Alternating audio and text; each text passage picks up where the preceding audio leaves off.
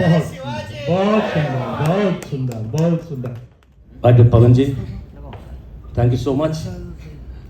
And all the dignitaries over here, सारे यहाँ पे लोधा मारा के लोग, I would say it's a pleasure, privilege and honor. मैं इज्जत अफजाई मानता हूं कि आप लोधा हमारा के लोगों के सामने हम हो पाए। दूसरा, आज मौका मिला ऐसे इंसान के बारे में बात करने का। इंसान क्या, शख्स क्या, शख्सियत क्या। वैसे इनके बारे में 40 मिनट तो सर कुछ भी नहीं, लेकिन कोशिश करें कि आज एक नए पहलू से इनकी जिंदगी को देखें। हिंदू साम्राज्य क्या था, क्यों है, क्या मायने रखता है और आगे भी क्या मायने रखेगा। बचपन में सुना था, जिंदगी लंबी नहीं बड़ी होनी चाहिए। शायद वो सामने देख लिया, क्योंकि सुनता था, सोचता था, देखता था। बहुत ही फेमस मूवी के वर्ड्स थे, हम सब जानते आनंद, लेकिन मैं समझ नहीं पाता इसका मतलब क्या। जब राजेश खन्ना साहब वहां पे बोले, आज तक सोचता रहा, लेकिन अब मेरी समझ में आ गया कि उसका मतलब क्या था। जिंदगी लंबी नहीं, जिंदगी बड़ी होनी चाहिए। क्योंकि 19 फरवरी 1630 और 3 अप्रैल 1680, 50 साल की जिंदगी, लेकिन असर क्या, छाप क्या, इंपैक्ट क्या, उस वक्त भी, उसके बाद भी, आज भी और आने वाले वक्त में भी वो हम देखेंगे। ठीक कहा ना किसी ने, जब यहाँ पे हेमलता जी बोल रही थी और जब अमिता जी बोल रही थी कि दौर अच्छा नहीं था जब ये वहां पे थे, आज का दौर तो बिल्कुल अलग है। वो दौर था, खतरा था, बुराई थी, प्रेशर था, अंधेरा था। वो दौर था जिजिया का, वो दौर था कन्वर्जन्स का, वो दौर था मूर्तियां तोड़ने का। उस वक्त जब ये पैदा हुए, शिवनेरी फोर्ट, जुन्नर तालुका पूना, पुणे के पास पे। और अगर जिंदगी उस वक्त जाके, आज 350वीं जयंती, 350th एनिवर्सरी, राज अभिषेक, कॉरोनेशन, और कॉरोनेशन किस टाइम पे, बोलते हैं ना अंधेरा का दौर था। लेकिन अगर मैं बोलना चाहूं 2 लाइन जिनकी जिंदगी के बारे में, मिलती है मंजिल उन्हीं को, मिलती है मंजिल उन्हीं को सपनों में जिनके जान होती है। अरे मिलती है मंजिल उन्हीं को सपनों में जिनके जान होती है। पंख होने से कुछ नहीं होता, अरे पंख होने से कुछ नहीं होता दोस्तों, हौसलों से ही असली उड़ान होती है। और ये थे हौसले शिवाजी महाराज के। उस दौर में एक तरफ औरंगजेब, उसकी सल्तनत, Mughal empire at its peak, और दूसरी तरफ बहामनी सल्तनत। बहामनी सल्तनत मुगल सल्तनत का ही टुकड़ा थी। कुछ दशक पहले, कुछ शताब्दी पहले डेक्कन में आ गए। आदिल शाही बीजापुर, निजाम शाही अहमदनगर, कुतुब शाही गोलकोंडा, बैरी शाही बिरार के आपस में लड़ते, लेकिन जब सामने आए शिवाजी महाराज तो एक हो गए। और कई बार उन्होंने ट्रीटी औरंगजेब के साथ भी करी। तो हम समझ सकते हैं दौर आज का नहीं था, दौर बहुत बुरा था। लेकिन उस दौर में भी अपना किंगडम, अपना राज्य, अपना साम्राज्य, और जो हम बोलते हैं हिंदू साम्राज्य एस्टैब्लिश किया। और असर उस वक्त तो था, बाद में भी और आने वाले वक्त में भी होगा। कैसे होगा, इसी के ऊपर हम गौर करेंगे, हम तवज्जो देंगे आने वाले 40-35 मिनट में। अगर हम आगे बढ़े तो मैं सिर्फ इतना बोलना चाहूंगा कि ये वो इंसान है जिनके बारे में अभी हमारे स्पीकर भी बोल के गए बहुत खूबसूरती से, कि माँ जीजा के दुलार से, माँ जीजा के दुलार से, माँ भवानी की तलवार से, मुगलों के संगार से, शेर की हुंकार से और हिंदुत्व की ललकार से अगर कोई बनता तो वो कौन बनते? वो तो हमारे शिवाजी महाराज हैं। छत्रपति शिवाजी महाराज की जय। आइए दोस्तों, अभी आगे बढ़ते हैं, हम एक नजर डालें इस राजाभिषेक का मतलब क्या। 350th एनिवर्सरी, सनातन धर्म के अनुयायी हम सब, मानने वाले हिंदू, लेकिन उसका इंपैक्ट क्या, क्योंकि आज का दिन 350 साल, 2 जून 1673, रायगढ़, और हम जानते हैं आज 16 दिन ऊपर हो चुके, 350 years plus 16 days। उसका मतलब क्या, उसका असर क्या, तब क्या, आज क्या और आने वाले वक्त में क्या, ये हम देखते हैं आने वाले 35 से 37 मिनट में। आगे बढ़े। ये आज का इंडिया है। खुशकिस्मत हम सब हैं जो इस वक्त में पैदा हुए, इस दौर में पैदा हुए, इस जमाने में पैदा हुए। ये आज का इंडिया है। Global power, economy number 5, rising power, India rising, India coming, India shining, India coming as a future power, future super power of the world. लेकिन वो दौर ऐसा नहीं था। उस वक्त तो अंधेरा था और लोग शक कर रहे थे कि इंडिया या इंडिया के रहने वाले, सनातन धर्म को मानने वाले, क्या उनमें काबिलियत है राज करने की? क्या उनमें काबिलियत है लड़ाई करने की और लड़ाई जीतने की? पर इंडिया आज तो यहां पे है। We are over here today. और वैसे इंडिया हमेशा ऐसा था, लेकिन बीच में एक दौर आया अंधेरे का, और उसमें क्या फर्क पड़ा, किसने फर्क डाला, ये हम देखते हैं। ये इंडिया हम जानते हैं, सम्राट अशोक का इंडिया, पोरस का इंडिया, विक्रमादित्य का इंडिया, हर्षवर्धन का इंडिया, हमेशा खुशहाल। दुनिया हमारी तरफ देखती। उस वक्त भी हम विश्व गुरु थे, जो आज हम चाह रहे हैं कि हम बन जाए। लेकिन फिर क्या हुआ?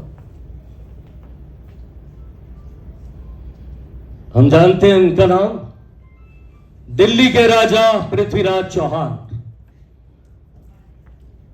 बैटल ऑफ तरेन, मोहम्मद गौरी 17 बार मोहम्मद गौरी को खदेड़ दिया, मार दिया, लेकिन हमेशा दिल दिखाया, जिगर दिखाया, बड़ा दिली, खुला दिली, जिंदा दिली हमेशा छोड़ दिया। 17 बार, 17वीं बार 1191, 1191 बैटल ऑफ तरेन, करनाल के पास में, पानीपत के बाद करनाल, करनाल से 10 किलोमीटर आगे तरेन, जिसे आज हम तरावड़ी के नाम से जानते हैं हरियाणा में, वहां पे भी खदेड़ दिया, वहां पे भी मार दिया, वहां पे भी पछाड़ दिया, वहां पे भी हरा दिया। और मोहम्मद गौरी ने खुद कहा उसे, मुझे मत छोड़ पृथ्वीराज चौहान, लेकिन बड़ा दिल था, दया थी, जो एक बहुत बड़ी कमजोरी रही हमारी, और छोड़ दिया। लेकिन 18वीं बार मस्त हो गए, शायद कुछ शादी पे ध्यान था, और अपने ही लोगों ने, राजा जयचंद ने पीठ में छुरा मारा। 1192 सेकेंड बैटल ऑफ तरेन, और हार हुई पृथ्वीराज चौहान की। लेकिन मोहम्मद गौरी ने नहीं छोड़ा, अपने साथ घूर ले गया, अफगानिस्तान ले गया, वहां पे आंखें निकाल दी पृथ्वीराज चौहान की, अंधा कर दिया। उसके बाद भी पृथ्वीराज चौहान तो नहीं घबराए। और ये हम जानते हैं यहाँ पे क्या हुआ, जब चंद बरदाई उनके साथ में थे घुर में अफगानिस्तान में, और पृथ्वीराज चौहान को आह्वान दिया मोहम्मद गौरी ने, और चंद बरदाई ने कहा, 4 बांस 2 बालिश, अंगुल अष्ट प्रदान, उस पे बैठा है सुल्तान, मत चूको चौहान। चौहान घूमा, चौहान ने बाण छोड़ा, शब्द भेदी बाण, और दैट वाज द एंड। वो एंड था, अंत था मोहम्मद गौरी का, मार दिया गया। लेकिन बात यह हुई कि दिल्ली का तक तो निकल गया 1192। और उसके बाद क्या हुआ? उसके बाद हम अगर समझें तो सिर्फ एक ही दौर था, और वो दौर कौन सा था? इट वॉज डार्कनेस, सिर्फ अंधकार। अंधकार किसके लिए?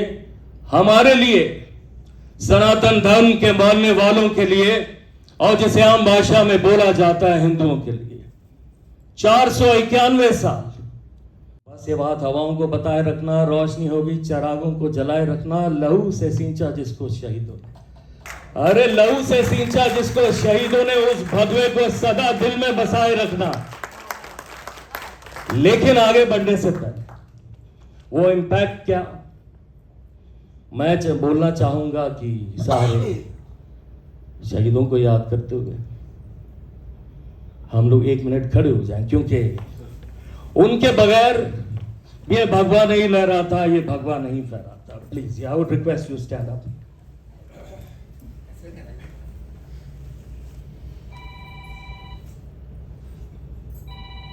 $15 seconds।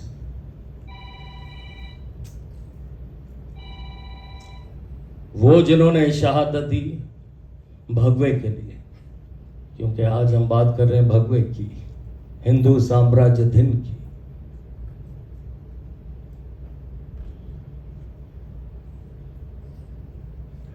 हम बैठ सकते हैं प्लीज। जय शिवाजी, जय भवानी। असर उस वक्त कॉरोनेशन के बाद 1750 का मराठा एम्पायर, और हम देख लें आज के इंडिया के मैप से कितना मिलता जुलता। थांजावुर तमिलनाडु से लेके कटक, कटक से लेके अटक, और बात तो का 26 जनवरी 1961 यशवंतराव चौहान उस टाइम पे महाराष्ट्र के चीफ मिनिस्टर थे और कहा कि जहां जहां इस एम्पायर के घोड़े पहुंचे वही मैप है इंडिया का, शायद वहां नहीं पहुंचते तो आज पाकिस्तान की बाउंड्री सरहद हमसे बहुत नजदीक होती। ये बात है, इस बात में बहुत तर्क है। ये इंडिया का मैप, ये किताब है the anarchy by William Dalrymple, British author है और इस किताब में बोलते हैं डैलरिम्पल बोलते हैं कि एक अजीब सी बात है, दुनिया बोलती है कि मुगलों के बाद ब्रिटिश का रूल आया, लेकिन ऐसा नहीं, ये बात सच नहीं है। 18वीं सदी 1707 के बाद औरंगजेब की डेथ के बाद 1707 जब औरंगजेब की डेथ हुई, डिक्लाइन पे था मुगल एम्पायर। 1720 से लेके एक ही पावर 18वीं सदी में इंडिया में डोमिनेट करती रही, वो है मराठा पावर। और अगर हमने इंडिया लिया तो मराठा से लिया, मुगलों से नहीं लिया। लेकिन हमारा इतिहास हमें ये बात नहीं बताता। हमारा इतिहास बोलता है मुगलों के बाद आए अंग्रेज। एक फैलेसी ये बोलते हैं ना, पार्टीशन का बेसिक पोस्टुलेट ही गलत साबित होता। विलियम डैलरिम्पल खुद एक इंग्लिशमैन है, लेकिन बात न्यूट्रल करते हैं, बात सच करते हैं। और पार्टीशन किस बेस पे हुआ? मुस्लिम लीग के लीडर्स को बोला गया, अरे तुम तो राज करते थे, अगर हम अंग्रेज चले गए तो अब हिंदुओं का राज होगा, राज करने वाले गुलाम हो जाएंगे, जो गुलाम थे उनका राज होगा। और पार्टीशन की डिमांड ने तूल पकड़ ली। लेकिन एक बात अगर समझे, अगर इतिहास सही होता, अगर इतिहास हमें सही बताया जाता, जताया जाता, सिखाया जाता, दिखाया जाता, तो शायद ये नहीं होता। लेकिन अफसोस, अंग्रेजों के पास तो एजेंडा था, लेकिन हमारी सरकारें जो उसके बाद 70 साल चलती रही, उन्होंने भी हमें यह नहीं बताया कि मुगलों के बाद करीब 125 साल डोमिनेंट पावर इंडिया में थी मराठास। और उसका बीज तो हम जानते हैं कहां से आया, छत्रपति शिवाजी महाराज से। आगे बढ़े, ये किताब है, मैंने कहा ना, एक सोच शिवाजी महाराज, जिंदगी इतनी बड़ी कि तब 19 फरवरी 1630 से चल रही और चलती जा रही, आज भी बड़ी जिंदगी चल रही, क्योंकि वो जिंदगी की छाप आज भी है। ये मिलिट्री स्ट्रैटेजी की बुक्स हैं, बड़े बड़े मिलिट्री ऑथर्स हैं, Rice L Rice, Jack Trout. और वॉर की सबसे बड़ी किताब हर मिलिट्री एकेडमी में सिखाई जाती है, war by general Clark from Clausewitz. और ये हम जानते हैं कार्ल फॉन क्लाउज़विट्ज़, सबसे बड़े जनरल मिलिट्री स्ट्रैटेजीज। कई बार जिक्र हुआ शिवाजी महाराज की स्ट्रैटेजीज का। बोलते हैं ना, वक्त से कई सेंचुरीज, कई शताब्दियां आगे चल रहे थे, और जब भी अमल हुआ, जब भी इस्तेमाल हुआ उनकी स्ट्रैटेजीज का, उसका नतीजा एक ही था, एंड दैट वाज विक्ट्री। वो क्या था, वो कैसे था, कब क्या उन्होंने किया, उसके बाद क्या हमने इंडिया में अमल किया, क्या रिजल्ट मिला उनकी सोच का, और हम कहां जा सकते हैं, एक छोटी सी नजर हम डाल लेते हैं। Let us have a look. सबसे पहली स्ट्रैटेजी, सेंट्रलाइज कमांड और ट्रेनिंग। मायने तब भी रखती थी, मायने आज भी रखती है, और मायने हमेशा रखेगी, क्योंकि मिलिट्री ताकत ही डिसाइड करती है सामने वाला कितनी इज्जत देगा। उस वक्त दौर था, आर्मी जागीरदारों की होती थी, जब के वक्त उन्हें बुलाया जाता था और फिर एक साथ जाके लड़ते थे। कहा नहीं, यह नहीं चलेगा। शिवाजी महाराज ने कहा एक कमांड पे होगी, राजा की आर्मी होगी, लोग मिले जुले होंगे, सेंट्रलाइज कमांड होगा, और हम 10,000 सामने मुगल सेना 1 लाख, तो ट्रेनिंग ताकि 10,000 1 लाख के ऊपर भारी पड़ सके। गुरिल्ला वॉरफेयर के तो इन्वेंटर या इनोवेटर तो शिवाजी महाराज को माना जाता है पूरी दुनिया में। और जब उन्होंने ये काम, जानते हैं, 10-10 हजार की आर्मी भारी पड़ी 1-1 लाख और 2-2 लाख की सेनाओं के ऊपर। और असर उस वक्त तो था, असर बाद में भी। एक और राजा 1799 उन्होंने पंजाब में अपना राज बनाया और मुगलों के, अफगानों के दांत खट्टे कर दिए। वो भी गौर से देख रहे थे और स्टडी कर रहे थे शिवाजी महाराज को। कौन थे वो राजा? एनीबॉडी? महाराजा रंजीत सिंह। 1799 to 1839, 40 साल उनका राज, और ना मुगल ना अंग्रेज को उनके आसपास फटक नहीं सका। और स्टडी किया था शिवाजी महाराज को। जब मैं रंजीत सिंह की बात करूं तो अफगानिस्तान भी उनके किंगडम का हिस्सा था। अफगानिस्तान की बात करें तो अफगान आज भी बोलते हैं हम पे किसी ने राज नहीं किया। रशिया 1979 में आया और हार के चला गया। अमेरिका 2001 में आया और अब हार के चला गया। अफगान पे कोई राज नहीं कर सकता, लेकिन एक आदमी ने राज किया था और वो थे रंजीत सिंह के किंगडम का हिस्सा था। अब उस राज में भी शिवाजी महाराज की सोच कैसे आई, मैं आपसे साझा कर लूं। जब मैं बात अफगानिस्तान की कर रहा हूं तो एक लाइन मेरे जहन में आई, मां कहती है बेटा सो जा नहीं तो डैश आ जाएगा। ये लाइन भी हमने सुनी। नहीं तो कौन आ जाएगा। लाइन हमने सुनी, बहुत पॉपुलर है, फिल्मों में सुनी थी। नहीं तो गब्बर आ जाएगा, राइट। अभी लाइन बहुत पॉपुलर है। और इस लाइन को लिखने वाले कौन थे?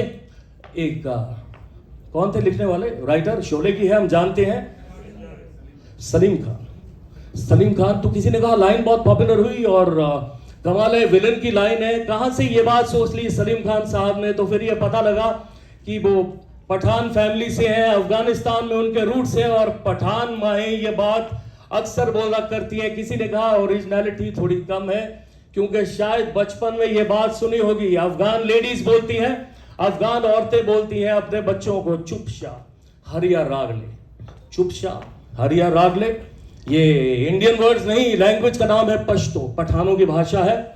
चुपशा, चुप हो जा नहीं तो हरिया आ जाएगा, चुप हो जा नहीं तो हरी सिंह आ जाएगा, चुप हो जा नहीं तो हरी सिंह नलवा आ जाएगा। ये है हरी सिंह नलवा। महाराजा रंजीत सिंह के कमांडर, ऐसी ट्रेनिंग दी थी रंजीत सिंह ने, ये टेरर बन गए थे अफगान के लिए। और अफगान औरतें बोलती थी बेटा चुप हो जा नहीं तो हरी सिंह नलवा आ जाएगा। और अगर हम ये बात करें अफगान की, तो महाराजा हरी सिंह नलवा के इंस्पिरेशन थे महाराजा रंजीत सिंह, और महाराजा रंजीत सिंह की इंस्पिरेशन थे छत्रपति शिवाजी महाराज। वो सोच जो 150 साल बाद अफगानिस्तान के ऊपर कब्जा कर गई, वो भी सोच, वो भी स्ट्रैटेजी, वो थी छत्रपति शिवाजी महाराज की। और वो लाइंस जो आज अमर हो गई, वो भी कहां से निकली? छत्रपति शिवाजी महाराज से। आगे हम बढ़ते हैं। आज इंडिया कहां पे है? अगर सेंट्रलाइज कमांड, एक army, India second largest army in the world, fourth largest air force in the world, sixth largest navy in the world, world की रैंकिंग मिलिट्री ताकत, ग्लोबल फायर पावर इंडेक्स पे आज नंबर 4 है इंडिया। ये सोच कहां से आ रही है? एक आर्मी होनी चाहिए, वेल ट्रेंड होनी चाहिए, छत्रपति शिवाजी महाराज की सोच। Global fire power index 50 parameters, size of army, navy, air force, reserve forces, paramilitary forces, coast line, nuclear reactor, nuclear raw material, nuclear contingencies, ordnance factories, ammunition factories, 50 parameters के साथ बनता है ग्लोबल फायर पावर इंडेक्स। आज India number 4 पे है world में। 2014 में हम नंबर 10 पे थे, नंबर 4 पे पहुंचे, number 1 in the world. Biggest military power, number 1 पे अमेरिका, नंबर 2 पे रशिया, नंबर 3 पे चाइना। और पिछले 7 साल में 8 बादाने ऊपर आया, number 4 military power in the world is India today. और वो भी सोच किसकी है? छत्रपति शिवाजी महाराज की। अगर आगे बढ़े, ये तो हम जानते हैं, लेकिन ये इसका असर, इसका यूटिलाइजेशन, बात है ना सोच, कि वो जिंदगी ऐसी थी, एक सोच थी, और सोच अभी भी चल रही है, बशर्ते हम उस सोच को समझें और उस पर हम अमल करें। ये तारीख तो हम जानते हैं दोस्तों, it was 20th of November, 20 नवंबर 1859। 29 साल के थे शिवाजी महाराज, और आदिल शाही को तकलीफ होने लग गई और भेजा अफजल खान को। अफजल खान आदमी नहीं, जायंट थे, पठान थे। 213 सेंटीमीटर हाइट थी उनकी, 213 सेंटीमीटर, 6 फुट 11.5 इंच, 7 फुट से करीब आधा इंच का। ताकतवर इतने, एक रॉड को, बार को अपने हाथों से मोड़ दिया करते। ऐलान किया शिवाजी से दोस्ती करनी है, 1 लाख की आर्मी लेके निकले और हाहाकार मचा दिया, त्राही त्राही मचा दी। नाम दोस्ती का और सेना साथ में, लोगों को तकलीफ। तो जब ऐसा हुआ, एक बार तुलजा भवानी के मंदिर के बाहर भी पहुंचे, मंदिर के सामने गाय काट दी और मूर्ति को भी तोड़ दिया, कुछ रिकॉर्ड्स बोलते हैं। और तोड़ते तोड़ते बोलते रहे दिखाओ कोई चमत्कार। बोल तो रहे अपने घमंड में, अपने गरूर में, अपने एरोगेंस में बोलते रहे, लेकिन ये नहीं पता था कि चमत्कार हो गया, जादू हो गया, अजूबा हो गया। माँ शिवाजी महाराज के सपने में आई और बोला बात दोस्ती की है लेकिन धोखा हो सकता है। सतर्क हो गए शिवाजी महाराज, प्रतापगढ़ में चले गए। 10,000 सैनिक थे, सामने 1 लाख लोग थे और धोखा है उसकी तैयारी कर ली। वाई में कैंप किया अफजल खान में, हम जानते हैं, और 1 लाख सैनिक थे वहाँ पे। और बोला शिवाजी महाराज को आदिल शाही दरबार में खास जगह दिलवाऊंगा, मेरे से आके मिलो तो सही। लेकिन महाराज सतर्क थे। बोला नहीं, वहाँ नहीं, आगे घबराएंगे। अपने गोविंद राम पंत, उनके दूत ने जाके बोला नहीं देखो आपकी इतनी बड़ी सेना, आप इतने बड़े, तो थोड़ी घबराहट होगी, हम मिलते हैं वाई में नहीं, ऊपर मिलते हैं, प्रतापगढ़ और वाई के बीच में जावली नाम की जगह, जिसको अच्छी तरह से जानते थे शिवाजी महाराज। और इतने सारे लोग क्यों, 1 लाख की आपकी फौज है, 2 लोग हमारे साथ, 2 लोग आपके साथ, चलो हम मुलाकात करते हैं। सतर्क थे शिवाजी महाराज, तैयार कर लिया, चेन मेल का आर्मर पहन लिया उन्होंने और अपने हाथ में टाइगर क्लॉ जिसे वागनर बोला जाता है तैयारी थी। अपने साथ 2 लोग लिए, एक लोग थे संभाजी काओजी नंबर 1 और सेकेंड है जीवा महला जो उनके बॉडीगार्ड थे। अफजल खान तैयार वहां जाके मिले, लेकिन बात है क्या दोस्ती, क्या दरबार में इज्जत। और जब उठे, जो बात फितरत में है, जो बात नीयत में है, जो बात खून में, उठे तो गले लगने के लिए, गले मिलने के लिए, लेकिन दबा दिया उनको, दबा दिया। ताकत बहुत ही ऐसा लगा जैसे बेहोश हो गए, होश उड़ रहे हैं। अपने आप को संभाला शिवाजी महाराज ने, जब तक संभालते कटार निकाल के पीठ में मार दी। चेन मेल ने बचा लिया उनको, आर्मर ने बचा लिया उनको। और देखा जब धोखा हो ही गया तो टाइगर क्लॉज अंदर डाल दिए, वागनर का अंदर डाल दिया और इंटेस्टाइन्स अफजल खान की बाहर निकाल दी। और बाहर भागता हुआ बोलता हुआ निकला, धोखा, जिसने धोखा किया खुद बोल रहा था धोखा हो गया, बाहर गया। और उनके बॉडीगार्ड जिनका नाम था सैयद बंदा, जिनके जैसा तलवारबाज दुनिया में नहीं था, अंदर आया और जैसे आया पलक झपकते तलवार निकाल दी ताकि वार कर दे। शिवाजी महाराज के ऊपर हाथ तो उठाया, लेकिन वो हाथ हट गया, वो हाथ कट गया, वो हाथ अलग हो गया। वो था जीवा माला जो पीछे से, और वो प्रॉवर्ब और वो कहावत, होता जीवा मनून वाचला शिवा, वो आज तक चलती है, वो आज तक हम सुनते हैं। तो बात वो स्ट्रैटेजी की है दोस्तों। बैटल ऑफ प्रतापगढ़ में फिर उसके बाद 10,000 soldiers, 10,000 rooted the army of 1 lakh of Afzal Khan, दांत खट्टे कर दिए, शिकस्त दे दी, हरा दिया। और स्ट्रैटेजी जो आज जो बात होती है कार्ल फ्रॉम क्लाउज़विट्ज़ की किताब में, relax the enemy and attack forcefully, और यही किया और इसके रिजल्ट तो मिले इंडिया को भी। The second largest tank battle in the world, वो भी इंडिया के नाम है। अगर मैं आपको बता दूं, उसको बोला जाता है बैटल ऑफ असल उत्तर। 1965 पाकिस्तान के साथ लड़ाई हुई। पाकिस्तान के रूलर कौन थे उस टाइम? एनीबॉडी?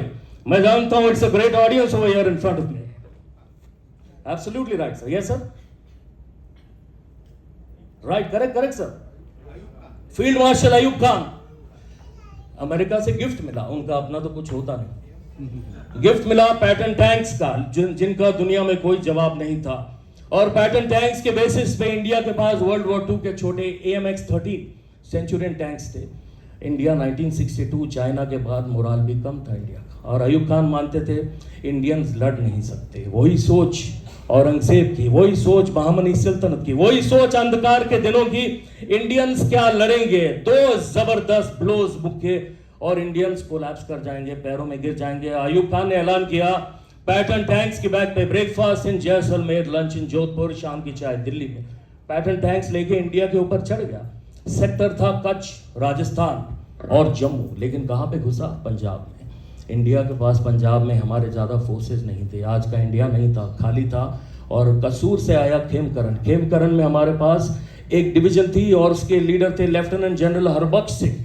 30 AMX-13 टैंक्स हमारे पास सिर्फ। और अयूब खान घुसा खेमकरन पंजाब की तरफ। फर्स्ट आर्मर डिवीजन जिसमें थे करीब 200 पैटर्न टैंक्स डाल दिए वहां। 200 पैटर्न टैंक शायद उस टाइम पे सिर्फ अमेरिका के पास थे, इतनी बड़ी उसने डिवीजन डाली। और रेडियो पे आया और बोला ये इंडियंस क्या मुकाबला करेंगे। मैंने टैंक्स भेजे हैं पंजाब में, खेमकरन से 40 किलोमीटर है अमृतसर। 8 सितंबर 1965 और खेमकरन की तरफ पैटर्न टैंक्स, और बोला 9 सितंबर में अमृतसर में होऊंगा, मेरे pattern tanks 60 kilometre per hour की स्पीड से भागेंगे दिल्ली की तरफ। 10 सितंबर पानीपत का चौथा बैटल में लड़ूंगा। और 11 सितंबर 1965 I will unfurl the flag of Pakistan on the Red Fort, लाल किले पे पाकिस्तान का झंडा, हरा झंडा मैं लहराऊंगा। लेकिन शायद जानता नहीं था स्ट्रैटेजीज जो बड़े बड़े लोगों की थी, उनका इस्तेमाल अगर हो जाए तो रिजल्ट भी उलट जाते हैं, रिजल्ट भी पलट जाते हैं। क्या किया हरबख्श ने, क्या किया गुरबख्श ने, लेफ्टिनेंट जनरल हरबख्श और मेजर RR पुरी, उन्होंने क्या किया? पैटर्न टैंक्स को आने दिया। पैटर्न टैंक्स हाथ हो गए, छोटे छोटे AMX-13 टैंक्स, देखा लड़ नहीं सकते, पीछे हट गए, विड्रॉ किया, रिट्रीट किया अमृतसर की तरफ। 10 किलोमीटर दूर है खेमकरन, शुगर केन फील्ड्स, वहां पे हमारे AMX-13 जाने लगे और पाकिस्तानी पीछे से रेडियो पे बोल रहे हैं क्या लड़ोगे हिंदुस्तानियों, पीठ नहीं दिखाओ, तुम लड़ नहीं सकते, हम जानते हैं। और इस तरह की बातें करते हुए शुगर केन फील्ड्स में पैटर्न टैंक्स की डिवीजन के कमांडर थे मेजर जनरल नासिर मोहम्मद खान, वो भी रेडियो पे आए और शुगर केन फील्ड्स में पैटर्न टैंक्स को अंदर की तरफ लिया। लेफ्टिनेंट जनरल हरबख्श ने बोला रिट्रीट होगा, लेकिन you formation, horse shoe formation में रिट्रीट हुआ। एक बड़ा हॉर्स शू बना दिया और एक सुइसाइड स्क्वाड भेजा गया 5 लोगों का। इच्छोगिल कैनाल जो इंडिया और पाकिस्तान के बीच में चलती है, उसके गेट्स खोल दिए गए, पानी आने लगा। पैटर्न टैंक सामने और छोटे छोटे सेंचुरियन और MX-13 tank sugar cane fields में छुपे हुए। और major general Nasir Mohammad Khan line पे आए और बोले lieutenant general Harbakhsh, major RR Puri, we are coming for you. कब तक छुपोगे डरपोको? सामने तो आओ, हमारे पैटर्न्स तुम्हें ढूंढ निकालेंगे। तुम में हिम्मत नहीं है हिंदुस्तानियों सामने आने की। कोई जवाब नहीं। और फिर कहा मूव एंड फायर, लेकिन मूव क्या करते? कोई मूव नहीं हुआ।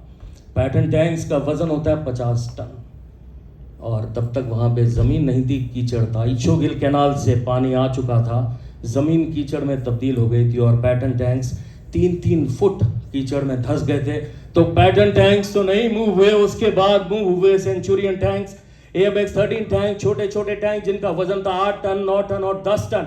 और उसके बाद उन पैटर्न टैंक्स को सिटिंग डक से एक टारगेट प्रैक्टिस कर दी। 165 tanks destroyed of Pakistan, the second greatest tank battle in the world, वो जो इंडिया के नाम पे है और वो जिसे बोला जाता है बैटल ऑफ असल उत्तर, बैटल ऑफ कर्स्क, दुनिया का सबसे बड़ा टैंक बैटल। और उसके बाद बैटल ऑफ असल उत्तर। और ये स्ट्रैटेजी कहां से आई? Relax the enemy and then attack forcefully. दिखा दिया हम डर गए, हम घबरा गए और फिर ऐसा वार कि सामने वाले के होश उड़ गए। और बोलते हैं ना, this is the graveyard of pattern tanks, कब्रिस्तान। आज भी पंजाब में अमृतसर के पास एक जगह है जिसका नाम है पैटर्न नगर। अगर हम अमृतसर जाएं तो वहां पे जरूर जाएं और देखेंगे इंडियन आर्मी वो स्ट्रैटेजी, वो सोच शिवाजी महाराज की जो आगे लेके गए। और कहा ना, it was the right answer.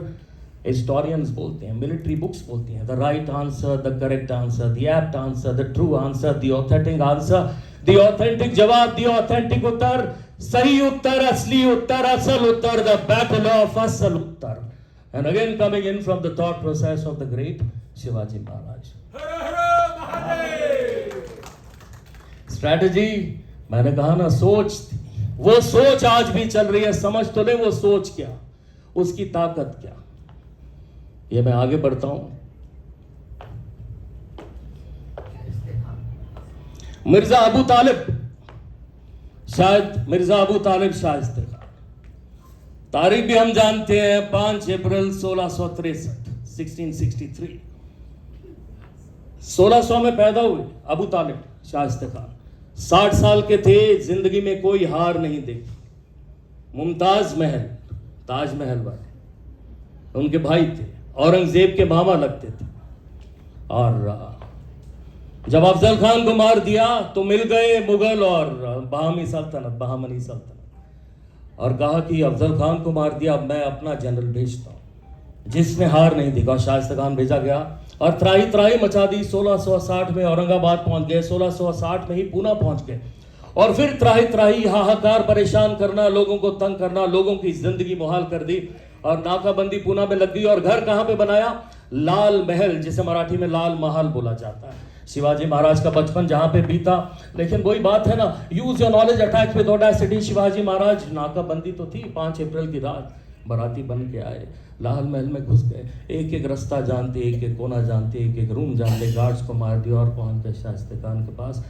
शायद उनका भी सर कलम उठकलम हो जाता, लेकिन उनकी बहुत बीवियों में से एक बीवी ने शोर कर दिया, आवाज मचा दी। शाइस्ता खान जान बचा के भागे और 3 उंगलियां उनकी चली गई, ये तो हम सब जानते हैं।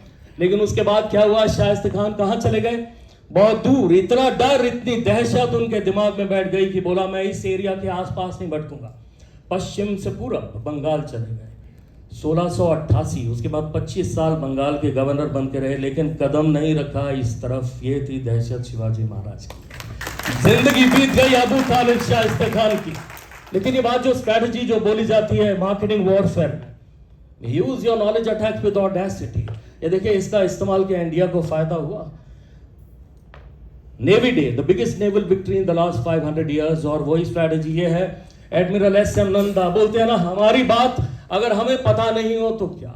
उस दिन हैरान रह गया, बात यही लोधा हमारा में चल रही थी और बात हमारे एक आदमी ने कर दी। अरे बोला, हम एज बतौर कौम हम तो थोड़े ठंडे लोग हैं, मतलब कमाल कर दिया आपने। शायद आप अपनी उपलब्धियां नहीं जानते, अपने लोगों को नहीं जानते। वो जो कॉन्फिडेंस उस टाइम पे खराब हुआ था, शायद आज भी है जो खराब चल रहा है, लेकिन हम समझ तो ले ऐसा कुछ नहीं। सेकंड ग्रेटेस्ट टैंक बैटल हमारे नाम, बिगेस्ट नेवल विक्ट्री भी हमारे नाम दर्ज है। कराची के अंदर घुस के हमने 70% पाकिस्तान की नेवी उड़ा दी थी। और पीछे आदमी कौन थे? उनकी autobiography admiral SM Nanda. Karachi में बचपन बीता, पैदा पंजाब में हुए और 3 दिसंबर 1971 पाकिस्तान से जंग डिक्लेयर हुई। कराची पोर्ट के नेचुरल गेट्स हैं, कुछ शिप्स डूबे, कुछ पेड़। गेट्स खोलने पड़ते हैं, नहीं तो कोई अंदर नहीं घुस सकता। शिप्स तो नहीं जा सकते, लेकिन छोटी छोटी बोट्स जा सकती हैं। और एडमिरल SM नंदा का बचपन वहां बीता था। जब जंग शुरू हुई 3 दिसंबर, 4 दिसंबर की रात ऑपरेशन ट्राइडेंट क्या किया एडमिरल SM नंदा ने? बड़े बड़े शिप्स लिए, 2 INS कचाल, INS किरतान, कराची से 20 किलोमीटर रोक दिया। पीछे रस्सी से टो किया उन्होंने कोस्ट गार्ड की मिसाइल बोट्स, INS वीर, INS निपत और INS निर्घात, पतली पतली बोट्स। रेडार शिप्स पे अटक गया, अंधेरे में से निकल गई छोटी छोटी बोट्स। कराची के अंदर पहुंच गया और वहां पे तो पार्टी चल रही थी। हमारे गेट्स के अंदर कोई घुस नहीं सकता। Naval headquarters Karachi, army headquarters Rawalpindi, air force headquarters Peshawar, और घुस गई हमारी छोटी छोटी बोट्स वहां पे। और INS वीर के सामने पहला शिप था PNS Khaibar. Very soon Khaibar was destroyed. PNS Shahjahan, PNS Nakhoda, PNS Khuda Gawah, उसके बाद वीनस चैलेंजर कार्गो कैरियर, और लास्ट में सबसे बड़ा warship PNS Dhaka. 70% of Pakistani army destroyed in one strike. और हमारे लोग कितने मारे गए? तो 4000 लोग मारे गए, 70% आर्मी डिस्ट्रॉय हो गई। और इस जीत 500 साल की सबसे बड़ी नेवल जीत, इंडिया का नाम दर्ज। इस दिन को आज हम बोलते हैं नेवी डे। बहुत सारे लोग इंडिया में ही नहीं जानते। And the man who bombed Karachi, admiral SM Nanda, Sardari Lal Mathuradas Nanda. और उसके बाद ऑपरेशन पाइथन, 7 नवंबर घुसे फिर से 7 दिसंबर। कराची के पास किमारी की रिफाइनरी है, उस पे अटैक, और किमारी जलता रहा, 7 दिन तक जलता रहा। पाकिस्तान के पास कोई ऑयल नहीं। टैंक्स के लिए, एरोप्लेन्स के लिए, फैक्ट्रीज के लिए, घरों के लिए $3 बिलियन का नुकसान, क्योंकि किमारी में मेजर एडमिरल SM नंदा का बचपन बीता। बोलते हैं ऑयल टैंक्स पे तो मैं लुका छुपी खेलता था, मेरा बचपन बीता। एक आदमी की लाइफ नहीं गई और 5000 लोग, 70% नेवी और $3 बिलियन डिस्ट्रॉय। ये बात है, सोच फिर से बचपन की नॉलेज को यूटिलाइज किया और ऐसा अटैक। और ये स्ट्रैटेजी कहां से आई? फिर से वही शख्सियत शिवाजी महाराज। बोलते हैं ना, नामुमकिन इस दुनिया में कुछ भी नहीं, नामुमकिन इस दुनिया में कुछ भी नहीं, फिर भी लोग अपने इरादे छोड़ देते। नामुमकिन इस दुनिया में कुछ भी नहीं, फिर भी लोग अपने इरादे तोड़ देते हैं। चाहते हो अगर फौलाद की तो, अरे चाहते हो अगर फौलाद की तो सितारे भी अपनी जगह छोड़ देते हैं। Navy day for India based on the thought process of the great Shivaji महाराज।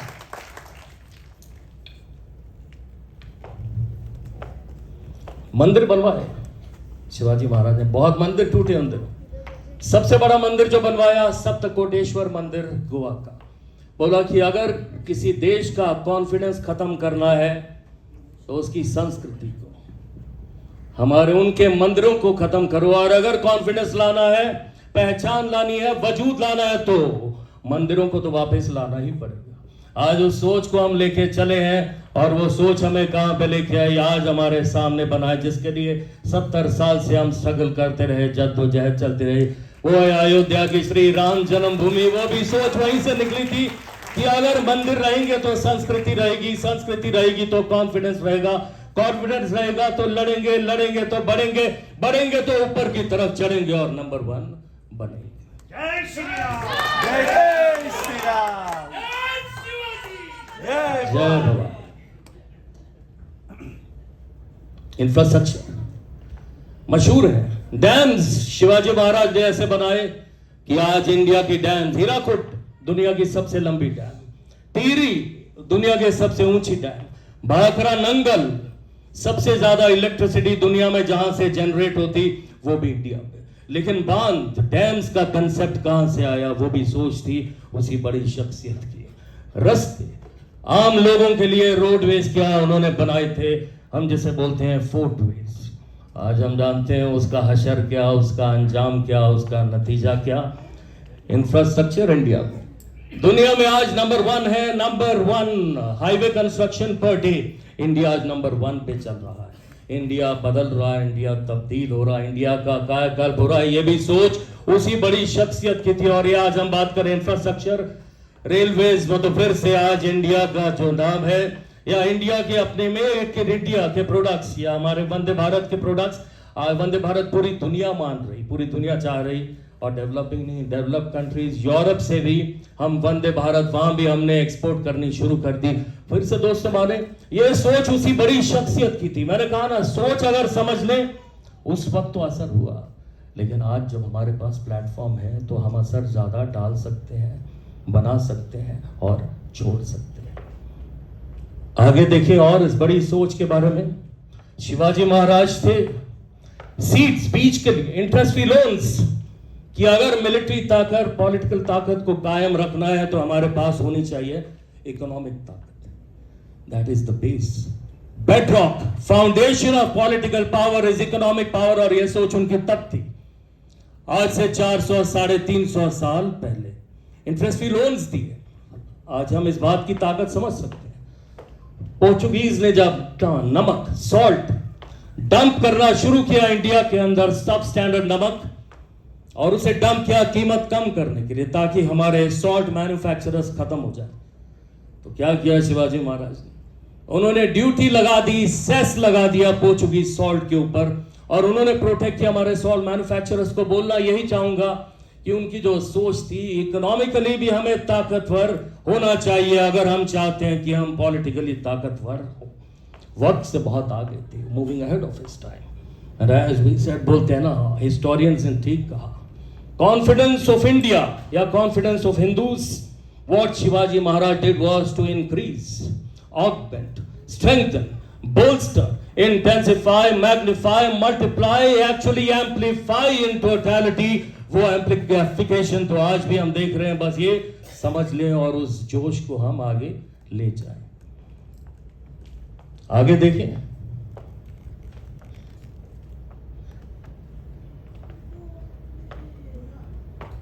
क्या ये बता दो, इकोनॉमिक्स की बात कर दी मैंने, शायद आपने देख भी लिया, लेकिन आपसे मैं रूबरू करना चाहूंगा जो सोच थी इकोनॉमिक ताकत की, आज ताकत। और जैसे पवन माहेश्वरी साहब ने कहा कि खुशकिस्मत है कि आज ये कर्म भूमि, ये धरती है महाराष्ट्र की पावन भूमि।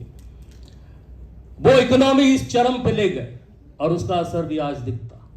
हम जानते हैं इंडिया में नंबर 1 इकोनॉमिक पावर कौन से स्टेट की है? Right, Maharashtra. 440 billion US dollars. एक और बात बता दूं, क्योंकि बात बहामनी सल्तनत की हुई, आदिल शाही, निजाम शाही, कुतुब शाही, बेरीज शाही और मुगल सल्तनत की हुई, तो अपने आप को उनके वंशज मानने वाले हमारे एक पड़ोसी हैं। कौन सा देश है? पाकिस्तान। बिल्कुल, पाकिस्तान की इकोनॉमी का साइज है 376 बिलियन डॉलर्स। महाराष्ट्र अकेले की इकोनॉमी का साइज है 440 बिलियन US डॉलर्स। पूरे पाकिस्तान से ज्यादा तो महाराष्ट्र की इकोनॉमी, और इंडिया की इकोनॉमी 3.3 ट्रिलियन US डॉलर्स। अब एक बात बता दूं, 1 ट्रिलियन इज 1000 बिलियंस, यानी 3300 बिलियन US डॉलर्स इंडिया की इकोनॉमी। और 1 बिलियन का मतलब 100 करोड़, और 1 करोड़ का मतलब 100 लाख। ये तो हम सब जानते हैं। तो देखिए, यह सोच उनकी, शिवाजी महाराज की, जो आज भी रंग ला रही। बस हम समझ तो ले इस बात।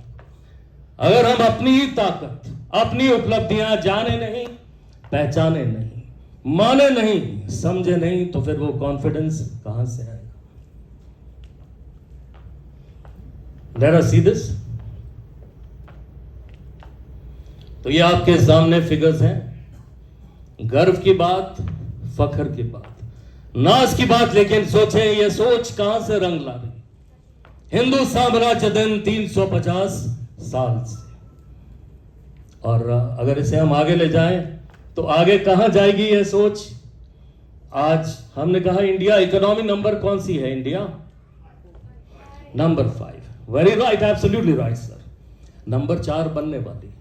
रिसेशन यूरोप में आ चुका है, अमेरिका में आ चुका, कुछ महीनों की बात है IMF ऐलान कर देगी जर्मनी में भी रिसेशन है, नंबर 4 की इकोनॉमी वो है। हमारे सामने बचेंगे सिर्फ जापान, यूएस और चाइना। गोल्डमैन एंड सैक्स, मैकेंजीज, बॉस्टन कंसल्टिंग ग्रुप, दुनिया के बड़े बड़े फाइनेंशियल कंसल्टेंट्स क्या बोलते हैं? प्रोजेक्शन है 2030 India top 3, 2050 India top 2, that is India and China, and 2067 we will be over there, the top, the peak, the pinnacle, the zenith, economic charam, economic shikhar, world की economic power house, number 1 economy will be India। और अगर हम ये projections देख लें दोस्तों, तो हम यहाँ पे आ जाते हैं।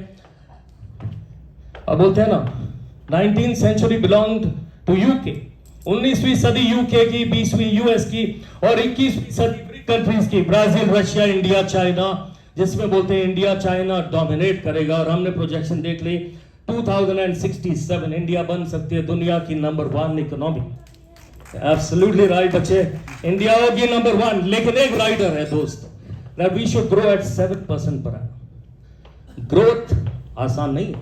इंडिया बोलते हैं आज दुनिया में अकेला ब्राइट स्पॉट है, हर तरफ मंदी, हर तरफ recession. India is the brightest spot in the world और हमारी ग्रोथ का प्रोजेक्शन क्या है?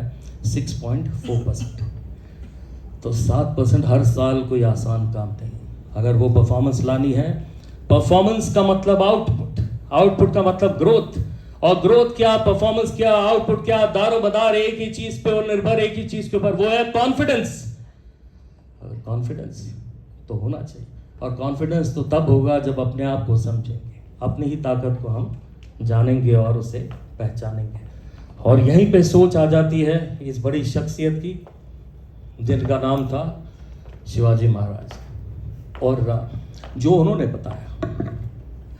हमारे यहाँ पे हिरोले साहब हैं जिन्होंने कहा बहुत खूबसूरती से कि सारी जातियों को अपने साथ लेके चले, लोगों को अपने साथ लेके चले। बस बात वही है दोस्तों, अगर परफॉर्म करना है, नंबर 1 अपने अंदर वो कॉन्फिडेंस हो, नंबर 2 वो जो उनकी सोच है, नेशन बिफोर सेल्फ, देश हमसे पहले, और बात है यूनिटी, करेज और कॉन्फिडेंस।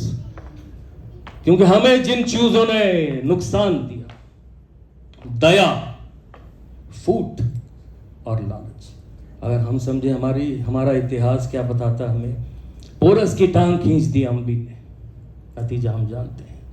पृथ्वीराज चौहान की टांग खींच दी जयचंद ने, और नतीजा हम जानते हैं। धर्मवीर संभाजी महाराज की टांग खींची उनके अपनों ने, गानोजी शिर्के ने 1689 में, और उसका हशर, उसका अंजाम, उसका नतीजा भी हम जानते हैं, जो आज उन्हें खिताब दिया गया धर्मवीर का।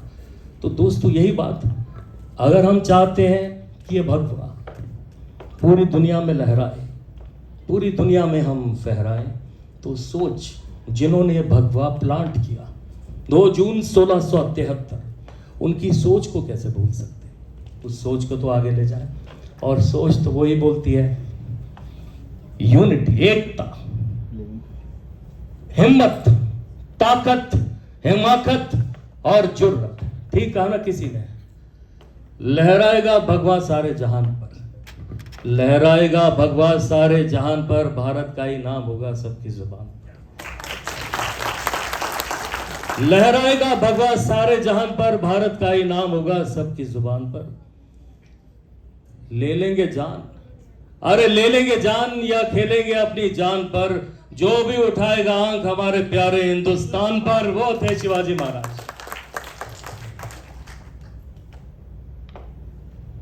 और फाइनली ये भी बोलना चाहूंगा दोस्तों मैं जाते जाते, कि आज हमने कहा 350th एनिवर्सरी, 350वीं जयंती, हिंदू साम्राज्य दिन। प्रोजेक्शंस तो हैं, मिलिटरली, इकोनॉमिकली, कल्चरली हमें कोई रोक नहीं सकता। पवन साहब ने कहा था मैं महीने में 20 दिन ट्रैवल करता हूं, शायद मैं घर में कम और एयरपोर्ट्स पे ज्यादा रहता हूं। अभी मैं बॉम्बे एयरपोर्ट पे था और एक माँ और बेटी मुझे मिली बॉम्बे एयरपोर्ट पे। कुछ मुझे उनका पहनावा, बातचीत अलग सा लगा। मैंने देखा रेस्टोरेंट में ले रही है कुछ, मैं पीछे हट गया, बोले यू कैन टेक इट। बाहर से थे और वो रेस्टोरेंट के जो स्वाइप करते हैं कार्ड्स, उनसे बात करने लगी, कुछ अलग सी हिंदी में बात करने लगी और मैं समझ नहीं पाया। मैंने बोला you don't look as if you are from this place, your clothes, your appearance, your attitude, but how do you speak Hindi. बोलती है हमने हिंदी सीख ली। मैंने बोला कहां से। बोलती है हिंदी फिल्मों से। मैं बोलूं कि अगर देश का इंपैक्ट है तो इसके 3 डायमेंशंस, 3 एंगल्स, 3 फैक्टर्स, 3 पैरामीटर्स, 3 पैमाने, इकोनॉमिक, मिलिट्री और कल्चरल। प्रोजेक्शंस तो हैं, इकोनॉमिकली हम नंबर 1 जाएंगे, मिलिटरीली आज हम नंबर 4 हैं, वहां भी हम ऊपर की तरफ अग्रसर हैं। पिछले 8 साल में हमने 8 पायदानें क्रॉस करी, शायद हम वहां भी चले जाएंगे नंबर 1 तक। लेकिन एक बात है कि दुनिया में कल्चरल पावर सिर्फ 2 कंट्रीज के पास है, एक के पास है हॉलीवुड और दूसरे के पास है बॉलीवुड, और वहां भी बढ़ते हुए ऊपर की तरफ चढ़ते हुए शायद हमें कोई रोक नहीं पाएगा। बस हम जहन में रखें यही बातें, जिन्होंने वो प्लांट, जिन्होंने वो बीज डाला वो थे Chhatrapati Shivaji Maharaj. Unity, courage and confidence. और अगर इस बात को सोच में रखें, दिमाग में रखें, दिल में रखें, दिलो दिमाग में रखें, जहन में रखें, जहनियत में रखें, तो जाते जाते सिर्फ इतना बोलना चाहूंगा दोस्तों, हर पल पे तेरा नाम होगा, हर पल पे तेरा नाम होगा, हर कदम पे तुझे सलाम होगा, हर पल पे तेरा नाम होगा, हर कदम पे तुझे सलाम होगा। रखना हौसले बुलंद हमेशा, अरे रखना हौसले बुलंद हमेशा, देखना भारत एक दिन वक्त भी तेरा गुलाम होगा। Thank you so much friends, thank you. मैं चाहूंगा इस शख्सियत को वाकई में जितनी बार अपन सुनते हैं ना, लगता है कि पता नहीं कुछ ज्ञान ही नहीं था, हमको कुछ पता ही नहीं था। हाँ? ये जोड़ने की जिनकी कला है, सब्जेक्ट को आज के कॉन्टेस्ट में बात करना, इसका कोई मैच नहीं है। और मैं चाहूंगा आप सब लोग खड़े होकर एक बार जोरदार तालियां इनके लिए। राजीव भाई डिजर्व करते हैं इस बात को, जो ये जिस सब्जेक्ट में हम इनको बता रहे हैं, इस सब्जेक्ट पर इतनी अच्छी जानकारी हमको देना। बहुत बहुत धन्यवाद राजीव जी आपका समय देने का। और हमें आशा है कि लोधा का यह परिवार आपसे निरंतर रूप से लाभान्वित होता रहेगा हर सब्जेक्ट के ऊपर जो आपको हम देंगे। Very very thank you.